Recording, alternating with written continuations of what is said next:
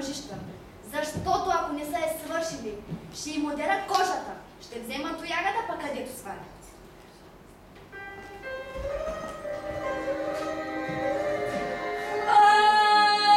Сладке!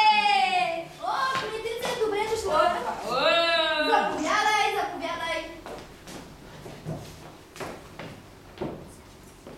Добър ден, Сладке. Да, Бог добро, Кметице. Стояне! Донеси бирата! Стояне! Та, как е, Кметице? Как я поменуваш? По-добре.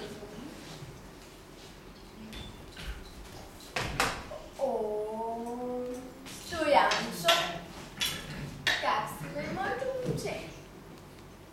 И той като баща си един непрокоцаник. Че не бива тъй, моето момче.